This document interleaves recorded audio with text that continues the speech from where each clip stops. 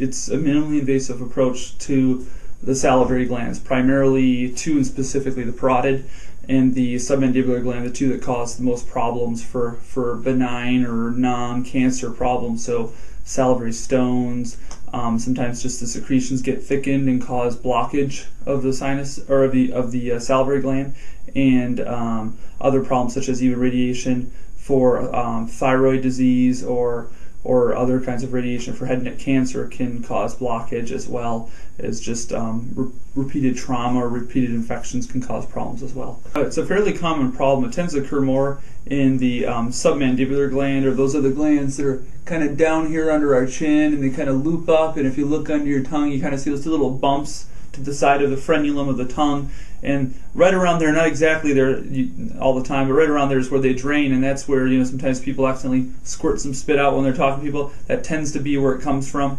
Those are the submandibular gland ducts, and there's a few reasons why the spit that comes out of the submandibular glands is a little thicker, more mucinous or more mucus, so it's a little thicker, so it can get blockage or move a little slower where it can get infected, or it also tends to be a little more alkaline where it can develop a stone. It's also gravity, so the plays a role because the gland's here and it's got to empty higher up, so it doesn't have gravity helping empty the duct or empty the salivary gland, so that also increases the likelihood of that spit just kind of sitting there, and when it sits there it can precipitate or turn into stone just like a kidney stone can, and then also because of its location it can get infected more easily, and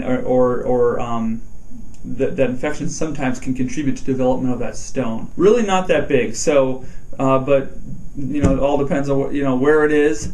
And even when it's small, it still causes pretty significant problems because of just the size of the duct. So generally speaking, these stones are probably anywhere from usually on average about 3 millimeters in size, so pretty small, so probably anywhere from about 2 to 4 on average. Sometimes they get as large as 5 millimeters, 7 millimeters, almost a centimeter in size, which is probably about the size of your thumbnail. And then the symptoms they get from them are a lot kind of like having a kidney stone. So every time you eat, and you want to, your brain tells you I need to make spit because I see that juicy steak, it hurts.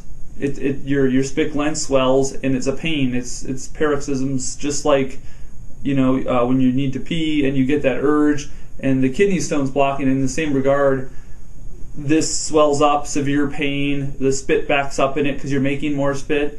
And that occurs when people brush their teeth sometimes.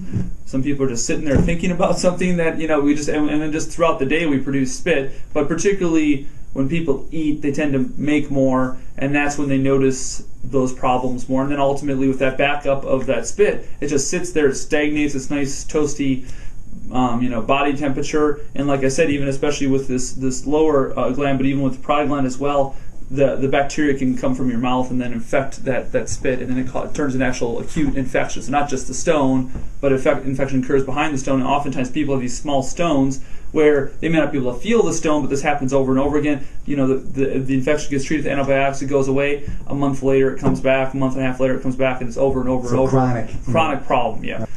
Sometimes they get the stone the first time we identify it, we're able to take it out before they get these recurrent events. But a lot of patients I end up seeing are patients I've seen other doctors where they get the problem over and over and over again, or where it's known that they have a larger stone, but really the procedure to take it out is quite an involved procedure where they're just treated every time they get an infection versus just treating the actual problem, which is removing the stone.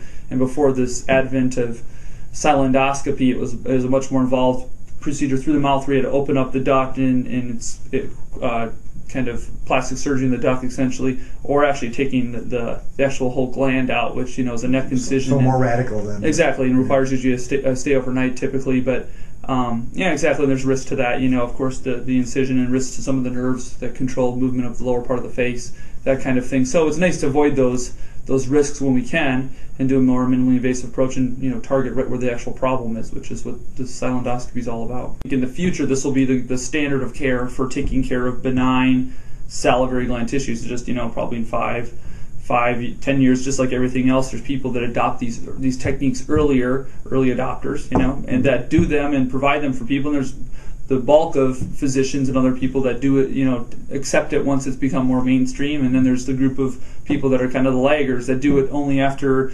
with a reluctance sometimes. So that's classically how anything medical is performed, whether it be the robotic surgery we do here at Aurora Medical Center Summit, or if it's other minimally invasive surgeries like thyroid surgery as well. So when we do these procedures, typically the patient can advance their diet the same day. They don't need to be on any special diet afterwards. Rarely when we have a large stone we have to open up and expose, I do put the patient on a softer diet for a few days afterwards, but usually not affecting their diet. They're able to resume normal activity, not take any work restrictions necessarily, have to take off of work. And when we do these procedures on patients where they don't have a large stone where we need to remove it or use a laser to break up the stone or things of that nature, I actually can do this procedure under monitored anesthesia care, or partial sedation, kind of like when you get a colonoscopy, or actually do it even under local for just doing examination, and people can walk out of the and do well and be back to regular activity if they're under local the same day. But even with the monitored care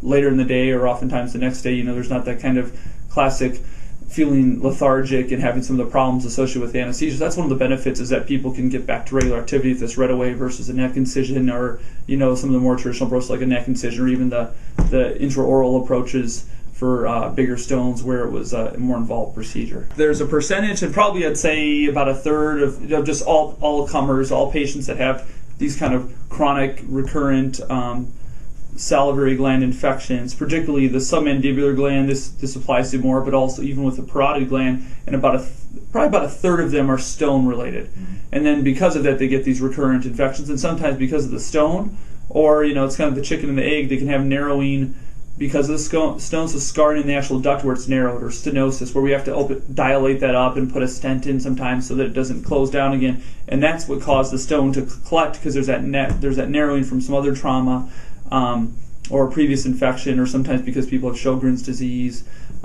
which is an autoimmune disorder where essentially your immune system attacks your salivary glands and other parts of your body. But or even radioiodine therapy decreases salivary gland production and causes these problems. I just had a patient I just took care of a few weeks ago that had that exact problem, and recurrent bilateral spit gland, parotid gland, and we were able to treat that and cure that.